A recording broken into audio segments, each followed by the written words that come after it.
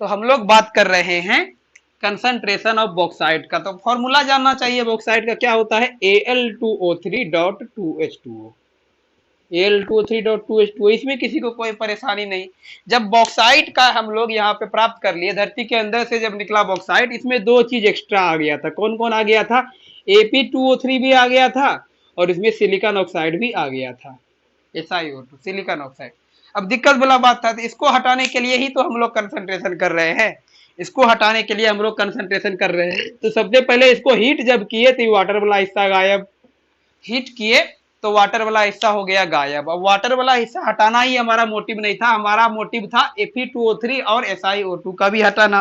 तो उसके लिए हम लोग क्या किए, Al2O3 जिसमें वाटर गायब हो गया था, उसका रिएक्शन करवा दिए NaOH से। NaOH, इसको लाइम स्टोन भी बोला जाता है क्या? NaOH को नहीं बोला जाता है क्या तुम लोग? तब NaOH से जब रिएक्शन करवाए तो यहाँ पे तो बेचारा ये एल्युमिनियम ऑक्साइड, हालांकि मेटल का ऑक्साइड है, जिसको कायदे से होना चाहिए सोडियम कहते, कायदे से होना चाहिए बेसिक नेचर का, लेकिन ये चूंकि एम्फोटरिक नेचर का है तो कभी एसिड कभी बेस, यहाँ पे एसिडिक नेचर शो करेगा और फटाक से बना देगा NaAlO2, जिसको बोलते हैं सोडियम एल्यूमिनेट। सोडियम एल्यूमिनेट यानी एक साल्ट है प्लस वाटर।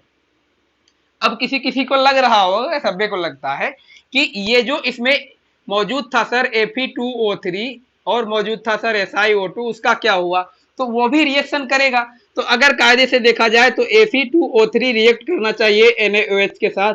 अब यहाँ पे देखो दिक्कत ये है कि Fe2O3 है मेटल का ऑक्साइड, जो बेसिक नेचर का होता है, ये फिलहाल यहाँ पे एसिडिक नेचर का है। ये बेसिक नेचर का होता है, ये खुद बेसिक नेचर का है NaOH। अब दोनों बेसिक है, इसीलिए मारकाट नहीं हुआ, लड़ाई झगड़ा नहीं हुआ, बिल्कुल दोस्त था, बोला नो रिएक्शन। तो जब रिएक्शन नहीं हुआ, ये अलग से जाके जमा हो गया, अलग से जाके सॉल्यूशन में बैठ गया, उसको छान के अलग कर लिया, चलो ठीक है, आयरन बाहर हो गया, आयरन इंप्योरिटी खत्म। अब हमको काम था, अब मेरा काम था SiO2 को हटाना। तो SiO2 का क्या सीन था जरा देखे। तो SiO2 ये रहा, इसका रिएक्शन हो रहा था NaOH से। तो अब तो इसमें तो अब जो है भले वहां पे वो आयरन ऑक्साइड जो है रिएक्ट नहीं किया NaOH से, लेकिन SiO2 तो जो है दोहरा नीति अपनाने वाला प्राणी है। SiO2 तो चला जाएगा, बोलेगा नहीं नहीं मेरे पास मेटल और नॉन मेटल दोनों का प्रॉपर्टी है, तो मेटल का डबल पावर है मेरे पास। तो पावर यहाँ कौन यूज करना होगा? ये अच्छा, ये बेस है ना, ये बेस है, बेसिक नेचर का है। इसका मतलब ये हुआ कि हमको एसिडिक नेचर जैसा बिहेव करना होगा, मतलब हम अपना नॉन मेटल वाला प्रॉपर्टी जागृत करते हैं। तो नॉन मेटल वाला प्रॉपर्टी जागृत करके ये बना लेगा Na3SiO2 कि Na2SiO3 था। अच्छा, Na2SiO3 कहां से ये फॉर्मूला आया बता चुके हैं। +1 है इसका, 2 से गुना कर दो तो +2 हो गया। Si का +4 है, +4 मतलब +2 +4 +6 हो गया। और ऑक्सीजन का -2 × 3 कर दो तो -6 हो गया, बैलेंस।